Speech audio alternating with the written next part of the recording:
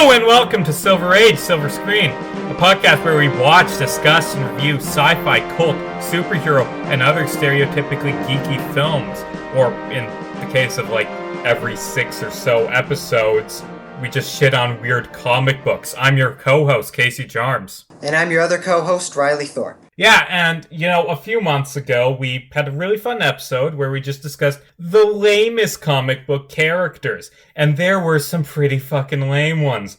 Like, The Wall, and what was the X-Men you had? Who had, the power of having, long skin or something? His name was Skin. Yeah, he's got 6 extra feet of skin on his body. Ugh, yeah, world's greatest hero. Earth's mightiest. Mm-hmm. Only the finest for Marvel. Only the finest for the X-Men. And those characters were weird, but they weren't the weirdest. And honestly, this episode's characters probably aren't the weirdest. If you spend a few hours just diving deep into the catacombs that is weird comic book characters, you're gonna get trapped forever. There are some insane comic book characters, just the most bizarre things ever that they've created over the years. And today we're talking about 10 of them. Yeah. So when you're an industry and a medium that has existed for, over a century now? Almost a century, if not that. Let's see.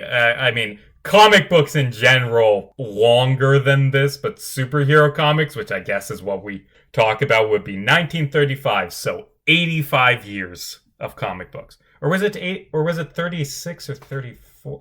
Around then, I don't know. My nerd cred is failing. It really has. You should get it checked out. Every 3,000 miles, yeah. Point is, when you're a medium that has existed for so long and have done so many different things and have such expansive universes, there's bound to be some ideas that work and become some of the most beloved parts of characters, universes, stories ever made. But arguably, for every one that works, there's about a dozen or so that do not. That's just typically how it goes with any entertainment, Something works, something doesn't. Some things are just weird. Sometimes you get the Green Lantern who's a planet, or the Daredevil villain who has the power of stilts. Mm-hmm, exactly. Sometimes you get Harley Quinn, who's a great character, one of the most beloved characters ever made in comics. Well, I don't know. And then in the exact same TV show, you get Condiment King. The Harley Quinn TV show is great. You told me recently that you binge-watched that entire thing, didn't you? Yeah, in 2 days. It's such a good show. Yeah, I've been meaning to check it out. I should probably do that soon. Oh god, it's really good. I love their version of Clayface, as opposed to just being the dumbass thug he normally is. They say, hey, wait a minute, Clayface is an actor. What if he was a thespian actor who talks like this and is really into performance? Anyway, we're off topic. Harley Quinn's good. You should watch it. Honestly, it features some weird characters who would be good for this show, like Dr. Psycho and Queen of Fables. But we're not talking about either of those. We're talking about even weirder characters. Yeah, so the prompt for this week was Casey and I would each make our top 5 lists of some of the weirdest characters in comic book history. The last time we did this, it wasn't the weirdest, it was the lamest comic characters that we can think of. And honestly, we could probably even have a part 2 about that. Yeah, we could feature the original Adam. Hey, Adam, the dude who has the power of shrinking? Did you know that originally he didn't? His power was just he was short. He was just a short dude. Of course it was. You could be the Adam. I really could, honestly. Is there a position open? Honestly, that's a dream come true for me. Point is, for me personally, I don't know about you, Casey, but me personally, when it came to last episode, which was the lamest, the criteria was basically just characters that are unintentionally, for me personally, was unintentionally bad, lame, stupid characters. And if they were characters that were meant to be weird, then I would shy away from excluding them on my list. That is not the case for this episode. If they're fucking weird, they're fucking weird, okay? And I, as I'm sure you have for this list, just searched through the bowels of the internet, of comic book history, looking for the weirdest, and honestly, what the fuck are some of these characters? Some of these characters are just bad ideas out the gate. Yeah, honestly, a few of mine are, okay, they deliberately made a character weird for a joke. Mm-hmm. That works. But some of these, they were genuine when they made them, and that's somehow worse. Oh, God. Oh, I'm sorry. I just, right now, it clicked in my head. You and I have run our list past each other before the episode, and one of the characters that we talked about that I said I vaguely remember, and you said that I know you talked about, I just remembered who that is. Sorry. We can cut this part out, but there's one character.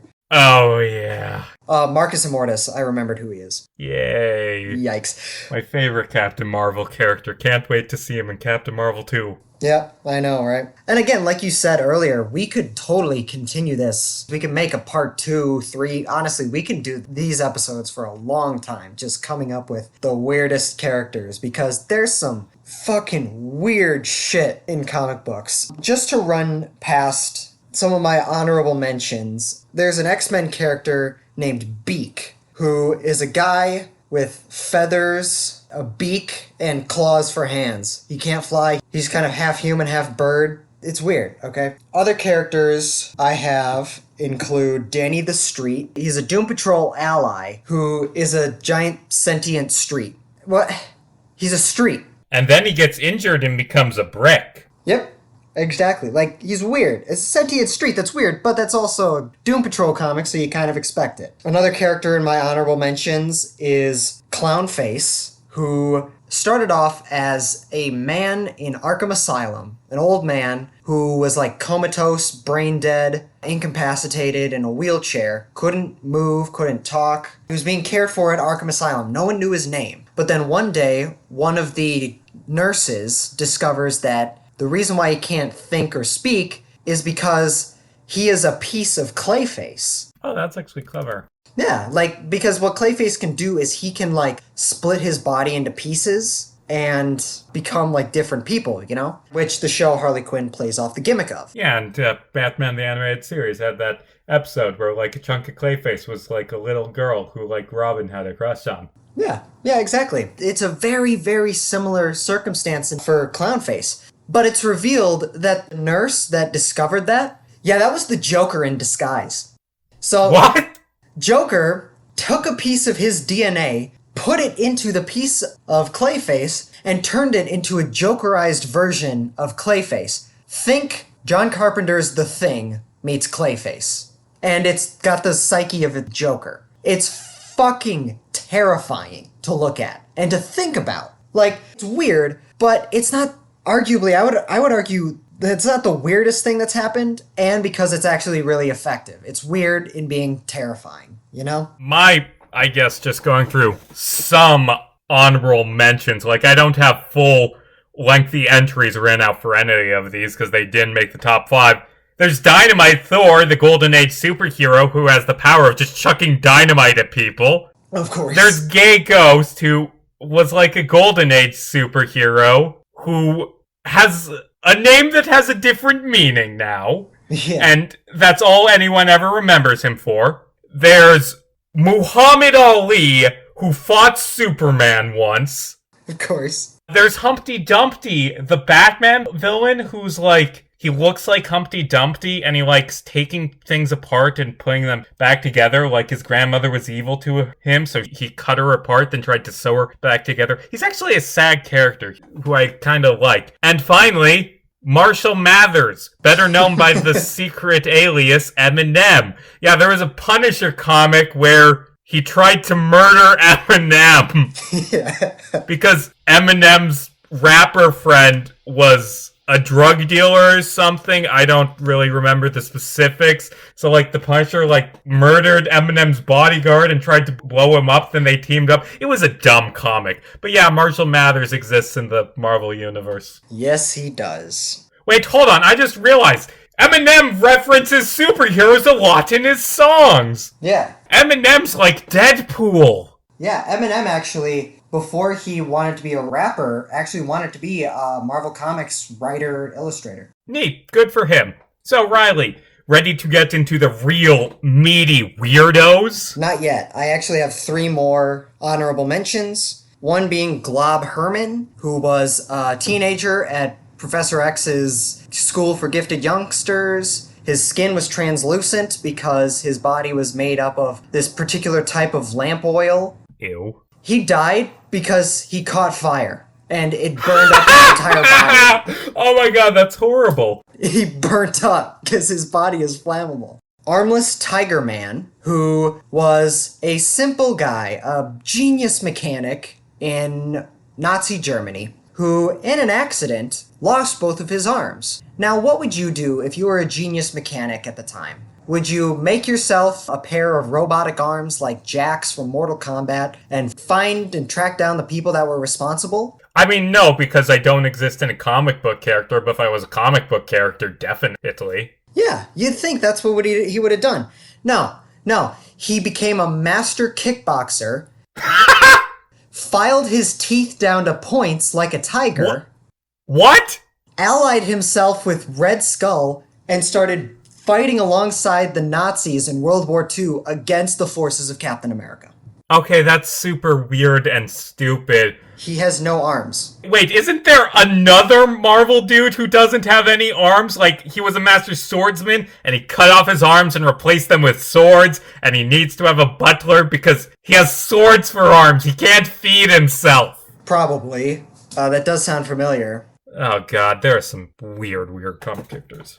Hemogoblin is the last of my honorable mentions. Hemogoblin is a vampire who was an enemy of DC's The New Guardians. He was a vampire created by a white supremacist group for the purpose of killing non-white people, homosexuals, transgendered people, basically everyone white supremacists hate. Oh good, Nazi vampires, why not? Yeah, and you know what? That's already a pretty fucked up idea. But the thing is, Hemogoblin is very much so a product of when it came out, which I believe was in the 70s or 80s. My guess would be the 80s. Because while he was attacking people and drinking their blood, he contracted HIV.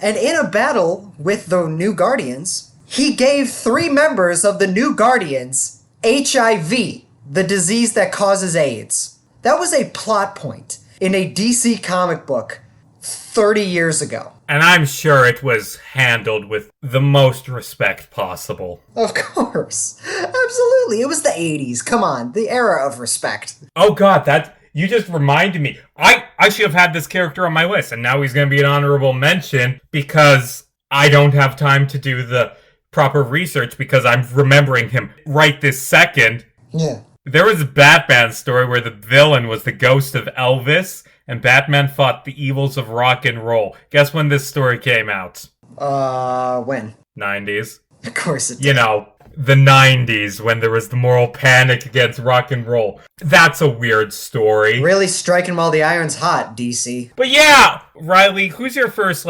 official one? Okay. These are in a vague order. I'm going to say them in descending order of 5, 4, 3, 2, 1. 1 being, I think, one of the weirdest characters. It's kind of vague. My opinions of it might change, but point is, this is the general order. My number 5 is a fairly recent Image Comics creation. He was created, I believe, in 2017, over the last few years. He was a part of a 5-issue limited series, and the superhero's name is The Beef. Like the Wendy's advertisements? Just wait. Yeah. Yes. Alright, no. We open up in the middle of buttfuck nowhere in middle America. Hey, I'm from there. Yeah, nice. So am I. Well, kinda. You're from Milwaukee. I'm from a town of 2,000 people. Yeah, alright, fair enough. Open up in that town. A man named Chuck Carter works in the town's beef processing plant. He is a slaughterer. He is responsible for killing the cows that are going to be sent to have their meat processed. Now, what's notable about Chuck Carter is that he's been working at this job for years. And yet, none of these kills, tens, if not hundreds of thousands of cows he personally has killed over the last several years, none of them have had any effect on his psyche whatsoever. Which is pretty alarming. And we can tell that it has no effect on his psyche because the fact that he works at this meat processing plant, he gets a lifetime supply of free beef, courtesy of his company. Yum. He eats that beef products almost exclusively every single day. Oh, that's terrible, terrible for your health, man. It really is. It really is. Yeah, so he kills the cows and then eats them that very day. No questions asked, without blinking an eye.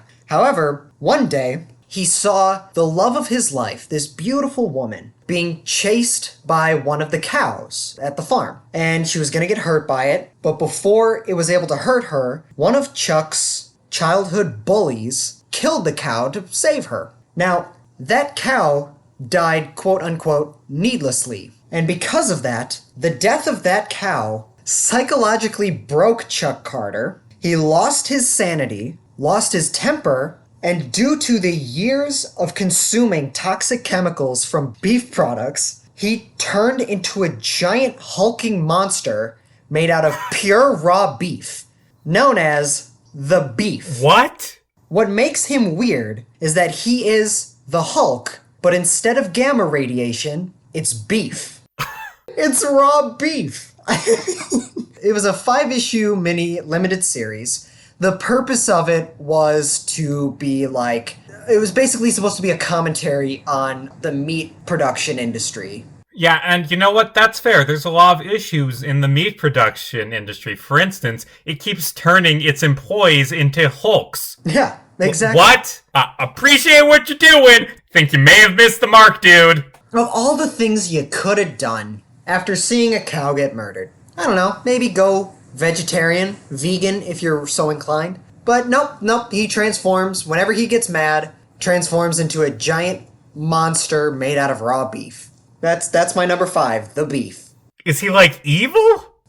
From what I could tell, it's kind of like he's like a misunderstood guy that the town is afraid of but learns to love at the end of the day because of reasons. I don't know. Yeah, and then in every episode he walks away while the sad music plays. Right, exactly. It's the hard not life for us. Anyway, yeah, but the Not point what is... I was thinking. It's what I was thinking. I don't know what that says about me psychologically, but that's what I was thinking. But point is, it's an Image Comics character where their whole thing is, if it's weird and good, fucking do it, you know? Image Comics has had some weird stuff. This is not going to be the last Image Comics character on my list. Just throwing that out there. Wait, hold on, but other people have been eating meat from that slaughterhouse, right? I would assume, yeah. So, is everyone in that town going to turn into beef hulks?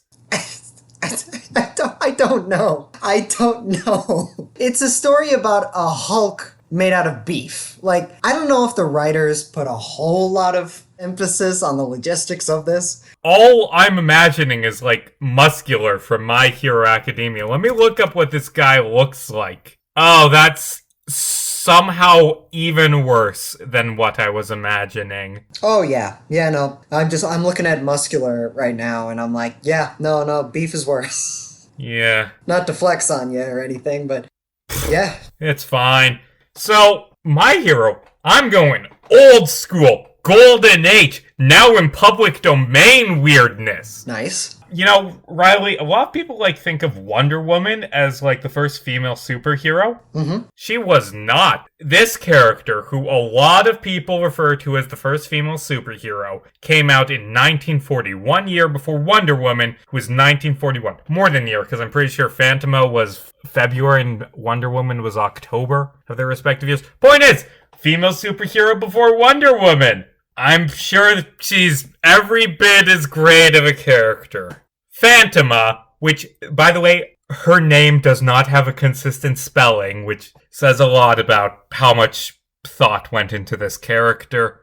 Fantomah was created in 1940 by Fletcher Hanks, and her comic is subtitled The Mystery Woman of the Jungle. She's this pretty white woman with blonde hair who lives in the jungle and defends it from all the normal jungle threats. Ivory hunters, mad scientists, Nazis, mummies, alien dinosaurs, the regular. Mm-hmm, yeah. It is eventually retconned in that comic that Fantomah is an ancient Egyptian princess revived to defend the jungle. Side note, you've noticed I've just been saying the jungle? They don't say which. From the scans I saw there were jaguars, which means Amazon. So what this Egyptian princess is doing there, I don't know. And again, like I said, white, blonde hair, because 1940s were the kings of having people of color in their comics. Of course. And I'm sure that's not going to be a theme in these next couple characters I bring up. The idea of, like, pretty sexy jungle lady, it's not original. Other people did it. Now, what's interesting about Fantomah is how she changes when she uses her powers. She, like, bulks up, her skin turns blue, and her face turns into a skull. She keeps the long curly blonde hair, though, which makes her look like Skeletor wearing a wig. She looks absolutely ridiculous. I'm forwarding the photo to you now. That is a weird creation for the 40s. A giant sexy blonde lady that turns into a giant blue skeleton. That still has the blonde hair. That is pretty extreme for the 40s, you know? At the same time, Batman had pink gloves, you know? Like. So, you may be wondering, what are Fantomah's powers? And the answer is, I don't fucking know. Writers had to do whatever they want for the story.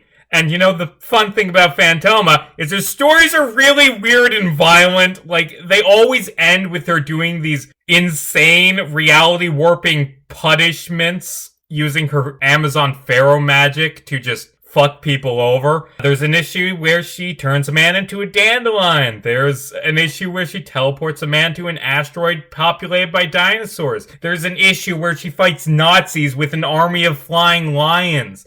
Once she fused like a whole bunch of diamond hunters into a single dude and then kicked him into a snake pit. Okay. And you know, because Fantomah is public domain, she's actually been used a few times in modern day by other artists. Hack and Slash, which is a Image series, talking about Image being weird, they have her as a recurring character. I saw some covers for a Fantomah reboot by Chapter House Comics. I haven't read it, but they made Fantomah's design work, judging from the images. So hey, Fantomah's got a poem. Unfortunately, you know, this character who the only reason people care about her is because she was the first female superhero, I got some bad news for her. She wasn't. Depending on you count it, the first female superhero was either Magician from Mars or Woman in Red. So, I guess that's Fantomah. She lost her one claim to fame by people actually looking at dates. Mm-hmm. Sorry, Blue Jungle Lady. Yeah, it's just so many individual elements to it. Like, she's a reincarnated Egyptian princess who's defending the wilderness. Wrong continent, but whatever. I don't know, it's just like I said, they add up to make, like, a whole package of what the fuck. Like, she turned a guy into a dandelion. What did that man do? Exactly. I don't remember. Like, why would this man deserve it? I'm sure he was trying to kill an animal or something like that. I'm sure he was, like, cutting down trees or whatever. But, like, why do you need to turn him into a dandelion? What does that serve? Did she turn him back, or did she just blow on him? I don't know. I couldn't find a lot of scans of this, because old character, been out of print for decades, but I'm just listing off what other people said she did. Alright. I mean, can you imagine that, though? She turns someone into a dandelion, and then picks him, so she's essentially cutting him in half, and then blows on all the What I seeds.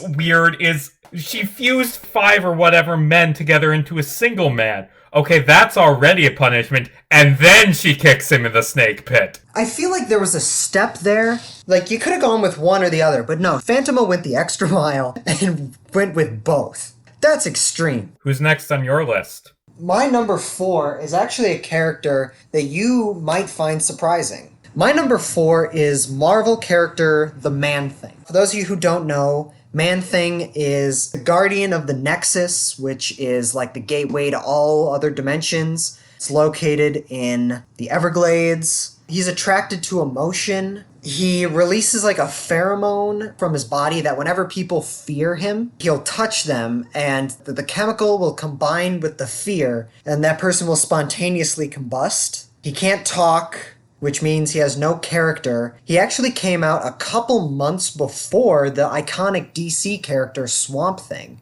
But Swamp Thing is arguably a much better character because, you know, the whole thing that Swamp Thing can talk and has a personality. Point is, he's just a giant collection of leaves, muck, and just shit in a swamp, you know? He's sentient.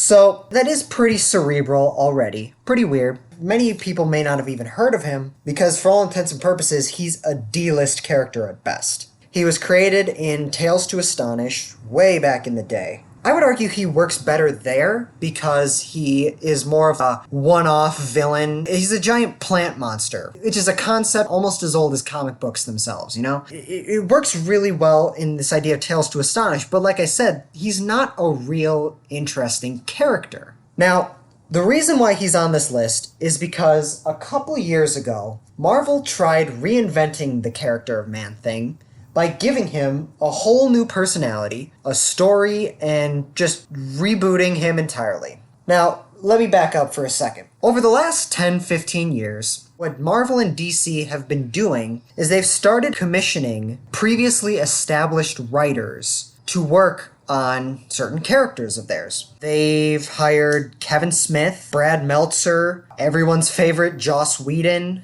and more recently, J.J. Abrams and his son. They require novelists and screenwriters to write stories for their characters. And the results are pretty hit or miss, which is par for the course with comic books, with writing in general. Kevin Smith, for example, he had a fantastic run on Daredevil and a great run on Green Arrow. However, his Batman run had a lot to be desired. Joss Whedon apparently had a fantastic, critically acclaimed run on X-Men because you can be a piece of shit and good at your job, but he had a pretty lackluster run on The Runaways. What many people agree is one of, if not the worst attempt at doing just that, is what they did with Man-Thing. Marvel commissioned R.L. Stine, the author of the Goosebumps novels. Oh, that's perfect, though. The author of the Goosebumps novels to write a 5-issue series about Man-Thing reinvigorating the character.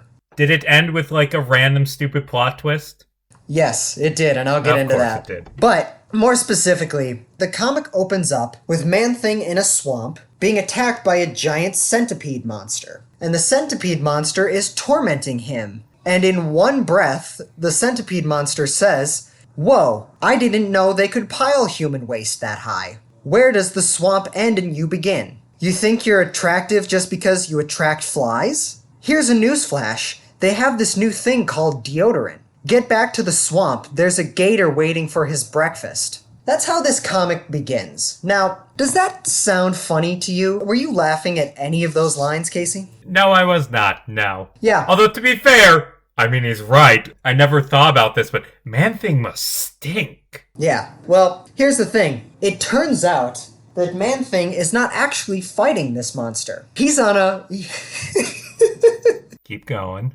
He's on a movie soundstage filming a Man-Thing movie. He's not being attacked by a monster. The monster is a giant puppet. Man-Thing is acting in his own movie. The plot of the story is Man-Thing somehow learned to talk, despite the fact that he has no mouth and no vocal cords. He realized that all these superheroes were getting movies, and he wanted to get his own movie. Yeah, but can you imagine that? A Man-Thing movie? What type of idiot would make that? Apparently the Sci-Fi Channel 12 years before this comic came out. I know. Which completely negates the satire of this comic, because this is the exact same plot as Teen Titans Go to the Movies. That shit, you're right.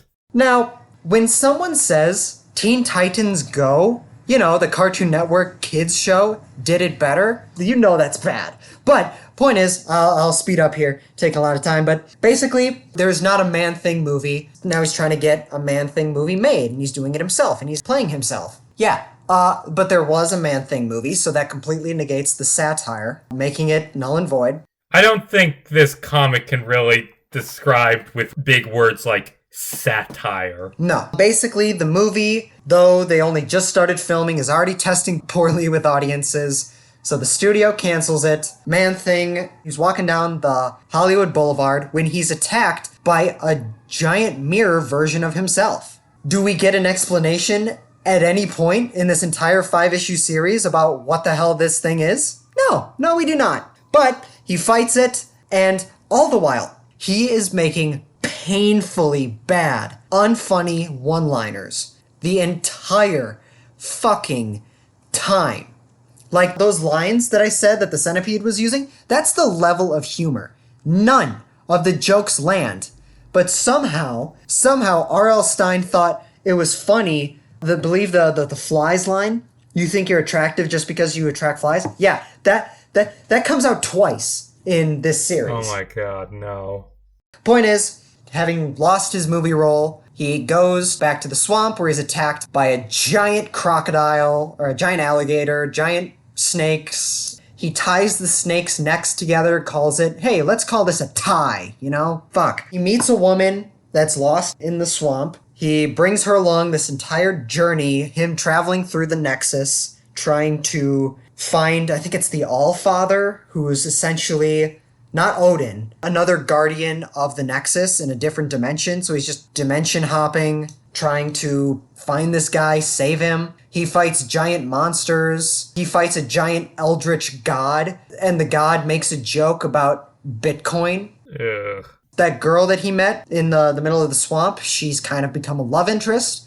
Ew. Then halfway through the series, she turns into a giant monster, and then he fights and kills her, and then never brings her up again, despite the fact that she became a love interest for him. This ends, he finds the Allfather, saves him, whatever, goes back to Earth, but instead ends up on a different Earth, where every single person is a man-thing. So, I have several questions for R.L. Stine. Why would a genius scientist who, in an accident, was turned into a giant swamp monster, why would he want to become a movie star, a one-liner spouting action movie star? Why would he want to do that instead of, I don't know, try to become human again? There's just so many bad ideas that R.L. Stine, the author of the Goosebumps novels, he was asked in many interviews about this. Keep in mind, this came out in 2017. This is not that old. He was asked in an interview once, what are some of the themes you were planning on going for in this series?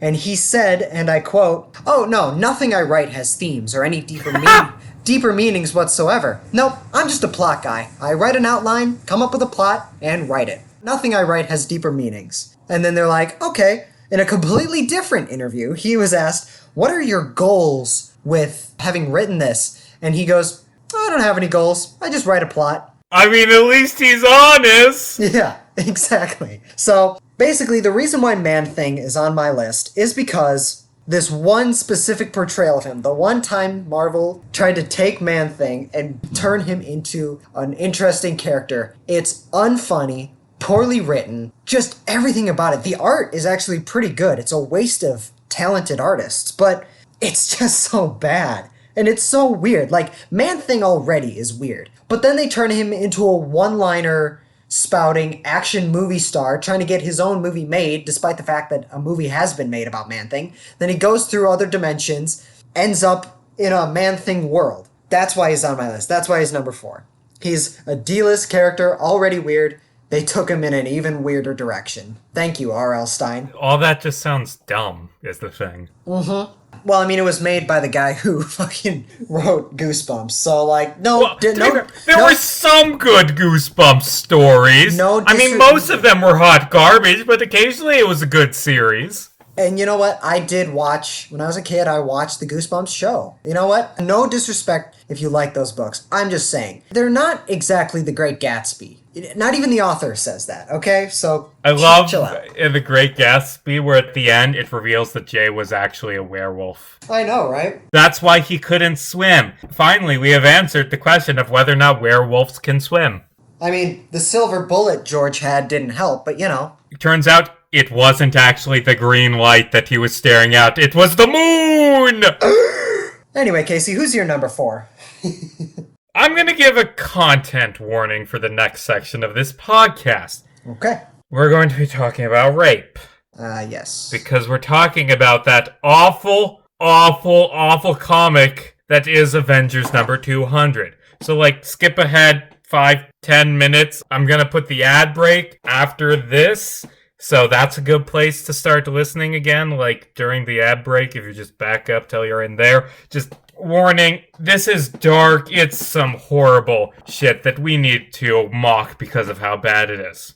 So, there's a Marvel Comics character named Immortus, who is kind of King the Conqueror, except not, sort of, because time travel, and also he's named Nathaniel Richards, which is the same name as Mr. Fantastic's father. And also, Immortus was once a superhero named Iron Lad, who was part of the Young Avengers, and also he was an Egyptian pharaoh who was responsible for the X-Men villain Apocalypse being evil. And okay, I've already gone super confused, which isn't great. Okay, so there's a Marvel Comics character named Immortus, who is a time traveler with a messy backstory, okay? Mm-hmm. He lives in limbo, not the place between heaven and hell that it is in Catholicism. Marvel Comics limbo is just outside time. Immortus, who lives in limbo, all alone outside of time, he got lonely. So he kidnapped a random woman, mind-controlled her into loving him, raped her. Let's not split hairs. If you mind control someone into having sex with you, that's rape. He raped her, resulting in a son he named Marcus Immortus, who is my number 4. Immortus then sent Marcus's mother back to her normal time, and then Immortus died because Kang was killed, and he's Kang and time travel. So Marcus, all alone in limbo, outside of time. Marcus begins planning to escape limbo, and he accomplishes this by... How do I want to phrase this? To escape from limbo, he plucks Carol Danvers, then Miss Marvel, now Captain Marvel, out of time. He mind controls her into having sex with him. He knocks her up and sends her back to Earth with no memory. 2 days later, Captain Marvel gives birth to a baby version of Marcus Immortus, who overnight ages up to adulthood and has all of his memories, and the story ends with Carol and her new rapist son boyfriend running off to live happily ever after, and none of the Avengers have a problem with the whole mind control rape thing. That was the 200th issue of the Avengers. It's infamous for being just awful. What the fuck? Just what the fuck?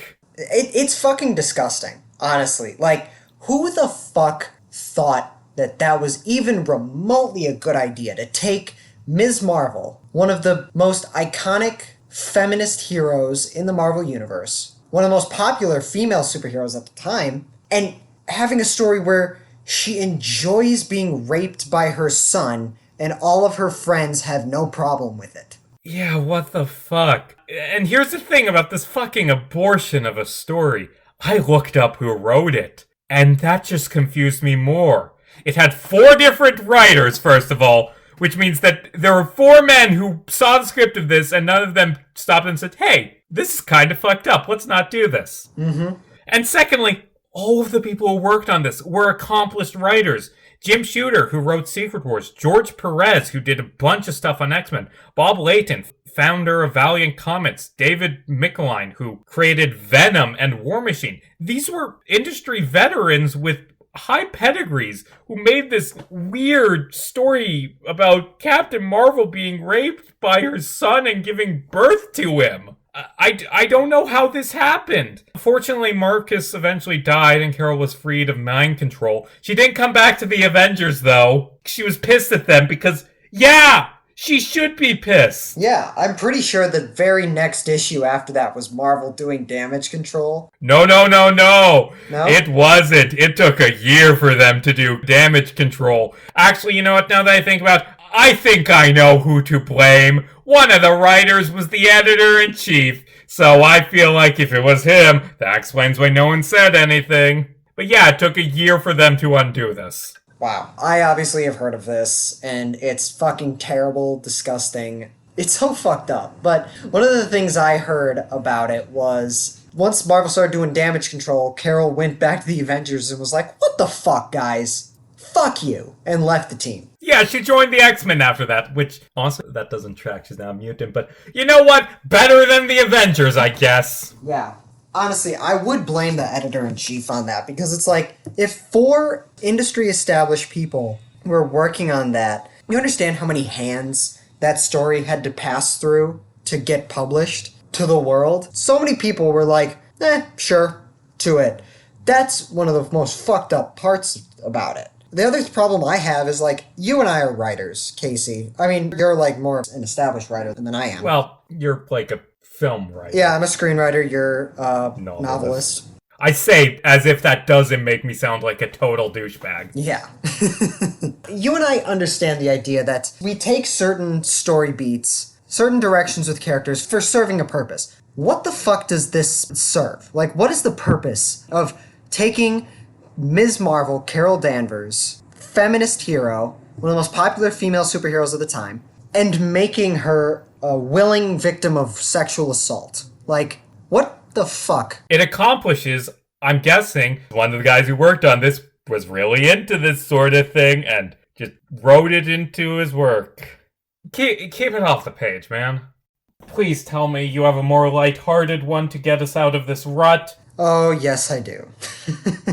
My number 3, in addition to lighting the mood, is actually very funny, I think. In the Marvel Universe, there are many teams of heroes. The Fantastic Four, the X-Men, Power Pack. However, what has become, over the last 10 years, one of the most iconic superhero teams, the Avengers. What a lot of people may not know is that there are a couple offshoots of the Avengers. Because you see, the Avengers typically operate out of New York and represent the East Coast, right?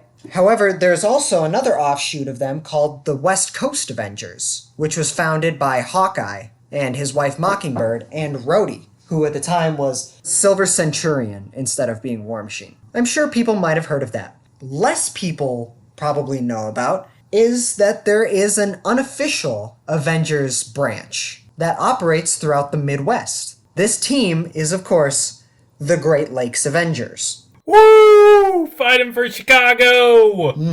Founded in my hometown in Milwaukee, Wisconsin, but they operate all around the Midwest. This team was created by John Byrne and stars such incredible, iconic superheroes led by Mr. Immortal, who has the superpower of immortality. Now, you're probably wondering, what do you mean he's immortal? Is he invulnerable? Does he have a healing factor? No. Nope. He's just a regular guy. He bleeds, his bones break, he dies normally. However, when he dies, a couple hours later, he'll wake up. And that's how he's immortal. So essentially, the leader of the Great Lakes Avengers is Kenny McCormick from South Park.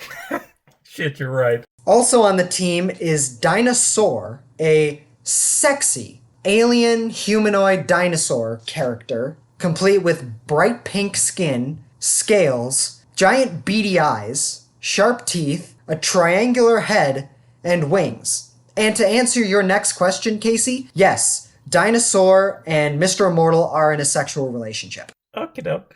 Also on the team is Big Bertha, supermodel by day, crime fighter by night. Big Bertha has the ability to increase her body mass to become morbidly obese, gaining upwards of 2,000 pounds. With that comes super strength, durability, and all the crazy stuff that comes with that. Now, the interesting thing about her is her way of losing the weight once she increases her body mass. Is it like kind of like a power within her? She can like increase and decrease, kind of like Ant-Man, you know, where just he can do it at will? No, in order to go from big to skinny, she has to vomit up sometimes upwards of thousands of pounds worth of fat from her body. Oh. Also on the team is Flatman. He has elasticity, but his body is completely flat like a piece of paper. Other members include Doorman, who has the ability to lean his body up against a wall, create a temporal field for people to walk into the next room. So essentially, he turns himself into a portal. He's basically a door. He's Doorman. He turns himself into a door. Also on the team regularly is Squirrel Girl, the unbeatable Squirrel Girl. Ooh, she's cool. Yeah. So, just to clarify here, on the Great Lakes Avengers, you have Kenny from South Park, a furry, a morbidly obese bulimic woman, Flat Stanley, a squirrel, and a fucking door. Now there's one member of the team whom I left out. That member is my number 3. His name is Leather Boy. Leather Boy is a man wearing a leather BDSM outfit. That's it. Wait, what? No powers? Nope, no powers, just a regular guy wearing a leather Speedo vest. He is wearing a bright red ball gag. Nope, just in a BDSM outfit, that's it. Do you think he was like walking home from a date when they were in a battle once and they just assumed he was part of the team because he had a mask on? Well, how he got onto the team was Mr. Immortal realized he had powers and put an ad out in the paper to find, quote, men and women of action with special skills. And Leatherboy figured that this was going to be a part of a BDSM club, but nope, it's a team of superheroes. He's just a regular guy in a BDSM outfit that joined a superhero team. Well, you gotta give a credit to him. He's still fighting with the team. Oh, not for very long. Because, you see, alright, let me just start off by saying, this entire team is a joke. It's a complete satire of superheroes. Like, that's the point of all this. However, after a few missions, and it took him a couple missions to realize this, Leatherboy has no powers. So, they politely asked him to leave. Then sometime later, the team disbanded, and then sometime after that, they reformed. However, they did not ask Leatherboy to return to join the team. Outraged by his only friend's betrayal, Leatherboy dressed up in a Doctor Doom-themed leather BDSM outfit, complete with a Doctor Doom leather mask, broke into the Great Lakes Avengers headquarters, which admittedly isn't very hard because that was just Mr. Immortal's shitty apartment, killed Mr. Immortal, big whoop, and in cold blood, murdered Squirrel Girl's sidekick and best friend, Monkey Joe, who was just an innocent little squirrel. Okay, that's too far. But I will say, Casey, justice was served. Because Deadpool, of all people, tracked Leatherboy down, captured him, tied him to a tree in the middle of the woods, where he was savagely ripped apart and consumed by an army of squirrels. Okay. I feel like I don't really need to go too much further into that because I feel like his weirdness is pretty obvious. He was a part of the team, and he murdered members of the team after feeling betrayed. But he's just a guy wearing a ball gag and a leather Speedo. Huh. He's my number 3. Well, my number 3... Oh, God, how do I even segue to my number 3? My number 3 was originally going to be Buonabeast. You know, Buonabeast, that white American dude who moved to Africa, then drank some mineral water that gave him super strength and beat up a gorilla and got a magic helmet that allows him to create weird chimeras, like fusing an ostrich and an alligator to create a dinosaur, or mixing rats and bees to create the worst pests ever, or turning Batman into a griffin, which is a thing he did once. Also, his name is Swahili for master, and he defends Africa, which might be the most hardcore example of the white savior trope I've ever heard, to the point where one of his creators quit working on him. I was originally gonna do that guy. And, you know, if I had done Buonabeast, we would have talked about how Grant Morrison's Animal Run fixed him by having him pass the mantle to a black guy fighting the South African apartheid, or how he was genuinely an enjoyable character in Batman the Brave and the Bold, which embraced his stupidity and had him sacrifice his life to stop Starro. But then I realized, hey, if I'm going to talk about a racist DC Comics character, why the fuck am I going Buonabeast? Because Black Bomber is so much worse in every single way. Oh boy. Sorry, Buonabeast. Off the list. I found something worse. So, Black Bomber. By the way, he was a character created in the 60s. Which explains a lot about him. You gotta keep that in mind. He was a white soldier fighting in Vietnam, and the military experimented on him to make his skin darker so he could blend in better in the jungle. Riley, do you see where I'm going with this? I painfully, unfortunately do. Well, guess what? It's so much worse. Oh boy. The experiment went wrong, and he gained the ability to turn into a black person when he was stressed out. Like Hulk, but blackface. You see, I had the beef. A Hulk turns into a thing of beef. This guy becomes... I mean, I'm sure he was racist before, but this guy goes into blackface whenever he's agitated? What? Yeah, and he, gets an afro. What the... What? This is very much a product of the 60s. It should be noted, this is before DC Comics introduced Black Lightning, so this would have been their first black superhero. Oh my god. Want me to make it worse? Black Bomber was a racist character, and when I say that, I mean that Black Bomber the person was a white supremacist. Oh my. Like, God. DC saw Black Panther and went, hey, let's make our first black superhero a Klan member in blackface. Like, what the fuck? The whole gag of the comic was that Black Bomber would accidentally save a black person's life and then get really mad because he was super racist. And DC wanted this to be their first black superhero with his own series. Thankfully, they decided the guy they wanted to write the series would be Tony Isabel. Like, they came up with the character, then they handed it to this guy to write the whole series, and Tony Isabel, A, he's black, but B, he's a good writer. He created Goliath and Misty Knight over at Marvel. And when he saw this, he convinced DC editors to not make Black Bomber their first black superhero. And they gave him permission to make Black Lightning, who is a much better character than this guy. Unfortunately, Oh boy. or maybe fortunately, I don't know. The thing is, Black Bomber still exists in DC Comics. Oh my God. During Dwayne McDuffie's run in the mid-2000s, he had an issue of Justice League where Vixen meets Black Bomber, who asks her if he can say the N-word. Oh my God. And she says, no, you cannot. Who thought this was a good idea? If they didn't give the series to Tony Isabel, would they have gone through with it? How did no one realize, holy shit, this is a horrible, horrible racist idea? Why was he reintroduced all these years later? As a joke, I assume. Okay. I kind of don't even know what to say.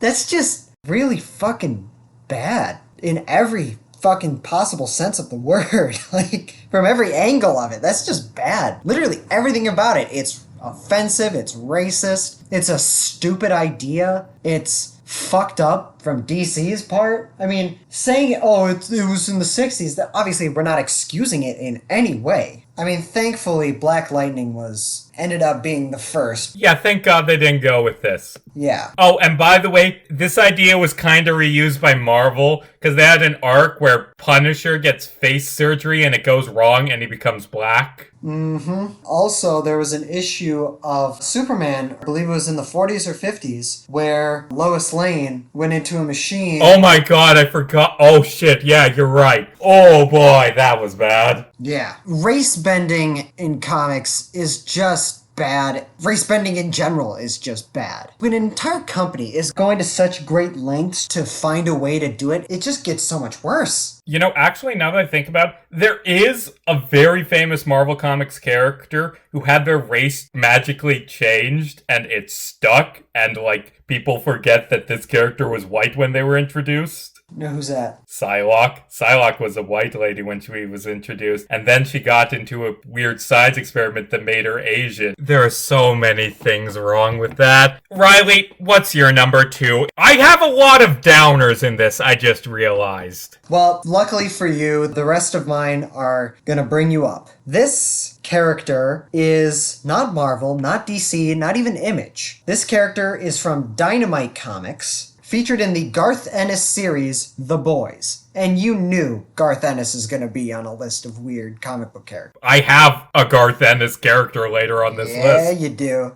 Point is, Garth Ennis, he does some weird shit. He hates superheroes, so honestly, a lot of it's just fucked up and weird. But whenever he tackles the topic of superheroes, like he does in The Boys, it's the most distasteful, darkly comical, just fucked up possible way. And let me just say, there's a lot of differences between the comics and the show. I'm kind of gonna be blending both here. So, this is a universe in a comic and TV show where you have a serial killer Superman, a Nazi Shazam, a child-murdering Human Torch, a rapist Aquaman, a drug-addicted Flash, a drunk, sex-addict Wonder Woman, a white supremacist Martian Manhunter, and an equivalent to Mr. Fantastic that owns a chain of gay conversion camps, while he himself is a homosexual. That's the type of character we're talking about. Of all of them, I chose to go with a man by the name of Vasily Vereshchagin, who featured in The Boys number 11. He was a former police officer, soldier, tank operator, and superhero for the Soviet Union. After the Soviet Union fell, he retired his superhero life. He opened up a bar, managed it, and that's where we find him in the series. He's an acquaintance of Billy Butcher, the main guy who's leading a campaign against superheroes. He comes to Vasily, or Voss as they call him. They meet up with Voss to talk about these new superheroes that are being created until a sequence of events causes Voss to take up the mantle of his once glorious superhero alter ego and ally himself alongside the cause of Billy Butcher and the boys.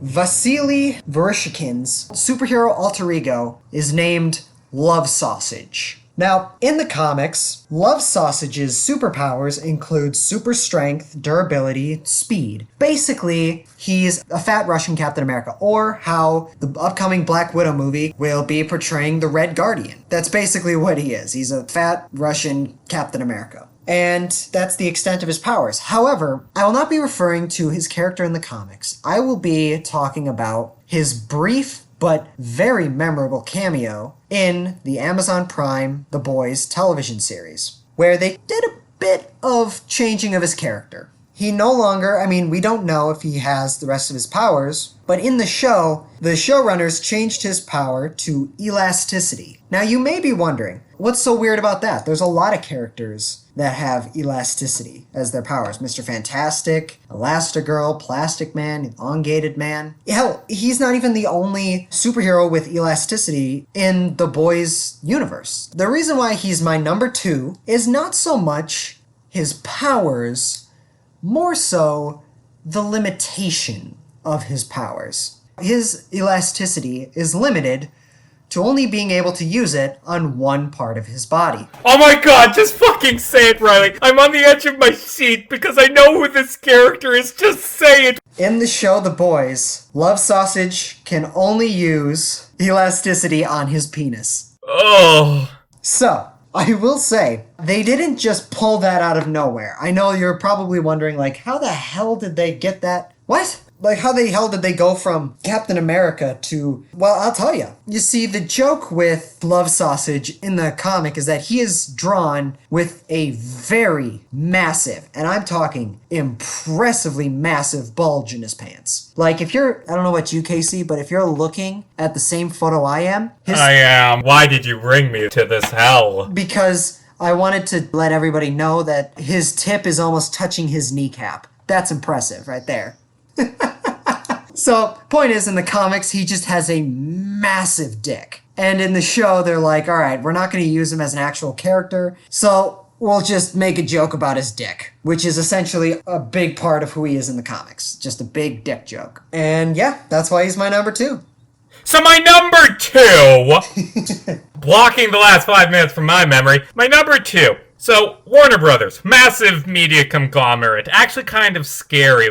We've been doing so much Warner Brothers stuff lately, it's terrifying how much they own. They're a good contender with Disney for the most terrifying media company. Anyway, Warner Brothers owns Detective Comics, and sometimes Warner Brothers has DC do weird crossovers with their properties. For instance, there was a Constantine story where he and Batman teamed up to fight a Dementor from Harry Potter. There were a series of weird, edgy Hanna-Barbera cartoon reboots. There was a Scooby-Doo Zombie Apocalypse. There was a Mad Max reboot of Wacky Races. And there was a Flintstones comic where Fred and Barney commit ethnic cleansing. Yes, there is a comic where Fred Flintstone says, and I quote, "We participated in a genocide, Barney." Yabba dabba doo, that's a thing that exists. Oh boy. But Riley, I know you love the Looney Tunes, so let's talk about how DC has used them in the past. In 2017, there were a bunch of crossovers between DC and the Looney Tunes. There was one where Wile E. Coyote hired Lobo to kill the Roadrunner.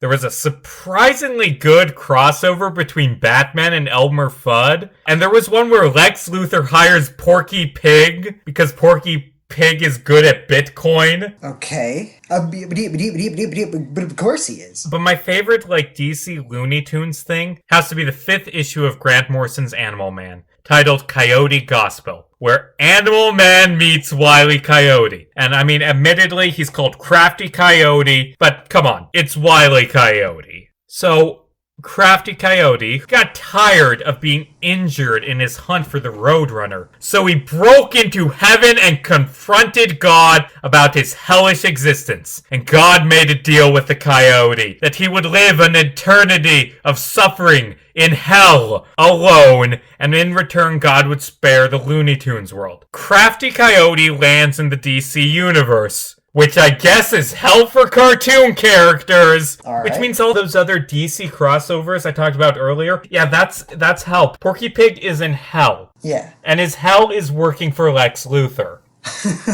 Of course it is. So, while he's in DC world, Crafty Coyote doesn't look like a cartoon character. He looks like a werewolf. And like he gets injured, he gets blown up by dynamite and hit by a car and crushed under boulders. But the injuries aren't played for laughs, they're gory and realistic. Like there's a panel where he gets hit by a car and then vultures eat his intestines. It's horrific.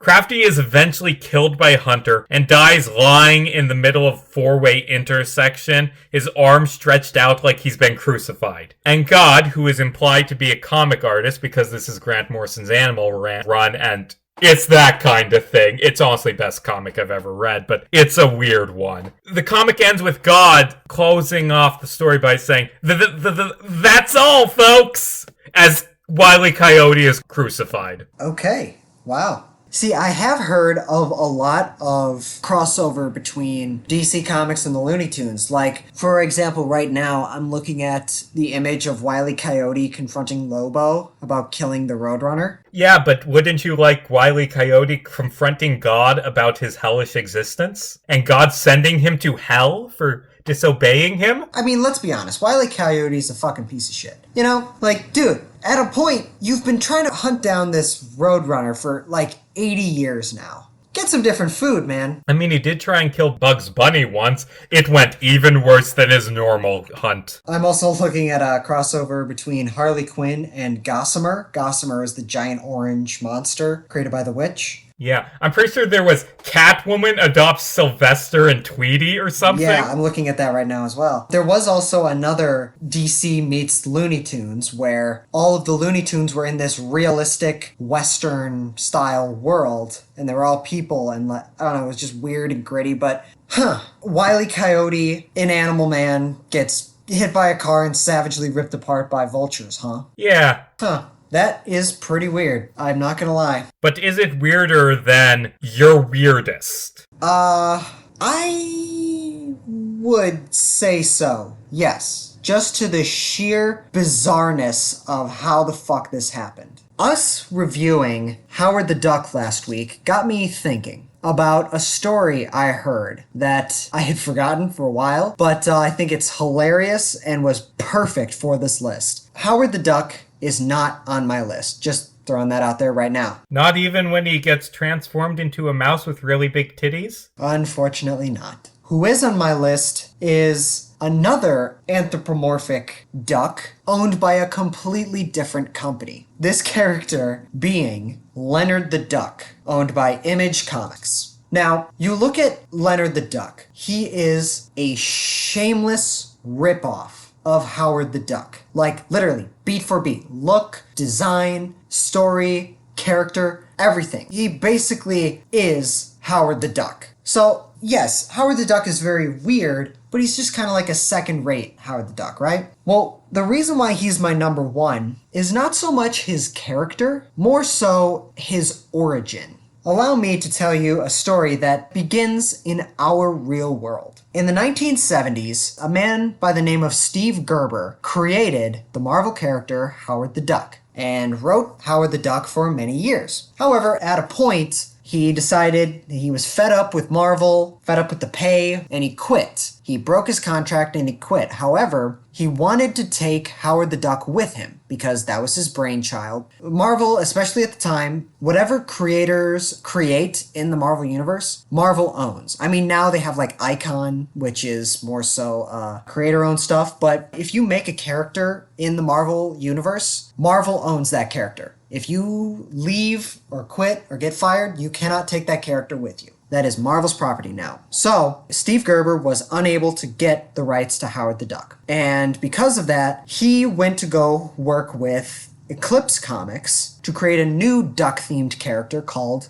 Destroyer Duck. Destroyer Duck is basically Howard the Duck, but military-themed. And he wrote that character for many years. Then, at a point, many years later, Marvel approaches Steve Gerber for the purpose of him writing a new Howard the Duck story. They wanted to let bygones be bygones, let the past be the past. Marvel was planning a crossover event between Howard the Duck, Spider-Man, and the X-Men hero Gambit. And they wanted Steve Gerber, because he knew so much about Howard the Duck, to write that story. But Gerber refused. Then, pretty soon after that, and I mean around the same time, Eric Larson, the creator and writer of the Image Comics character Savage Dragon, approached him if he wanted to do a Destroyer Duck Savage Dragon crossover. And initially, Steve Gerber refused. But then he hatched an idea. Now, he went to Marvel and Eric Larson and said he'll do both of them under one condition. He does them at the exact same time, and at a point, both of the stories would interconnect with each other. So, at a point in these stories, it would be a Howard the Duck, Spider-Man, Gambit, Destroyer Duck,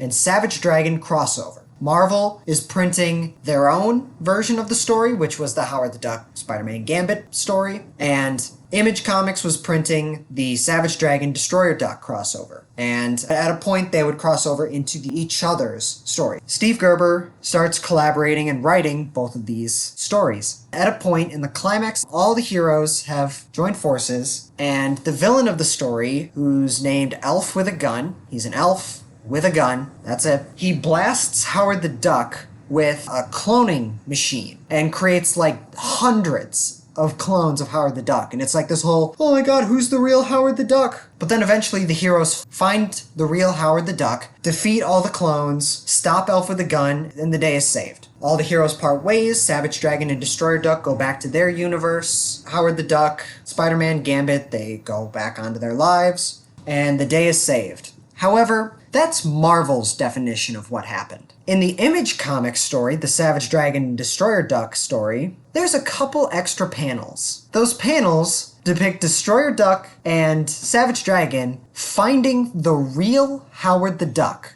taking him back to the Image Comics universe back with them. And they even acknowledge the fact that the Howard the Duck that the Marvel characters found, that's not the real Howard the Duck. That's a clone. And then Destroyer Duck and Savage Dragon brought the real Howard the Duck to their universe, where he dyed his feathers and took on the new alias of Leonard the Duck. So, the reason why he's my number one is because not so much the fact that he is basically Howard the Duck. He's weird because he is the real Howard the Duck, stolen from the Marvel main continuity 616 universe, currently in witness protection in the Image Comics universe. He is the real Howard the Duck. That's what makes him weird. I can't believe that worked. Did he continue to appear in Image Comics? For a little bit. I know Destroyer Duck and Leonard the Duck, their storylines have ended some time ago. But I believe Savage Dragon... Is Savage Dragon still going on? I don't know. So essentially, the creator heisted his own intellectual property from one of the big companies in comic books at the time and got away with it. I feel like the moment that Leonard the Duck appears in Image Comics, they will get sued. Yeah, but they didn't. I don't even know what to say to that. Yeah, that's why he's my number one. Not because he himself is a weird character. Although he is. But that also establishes that in the 616 Marvel Universe, Howard the Duck has been fake for the last few decades. Huh.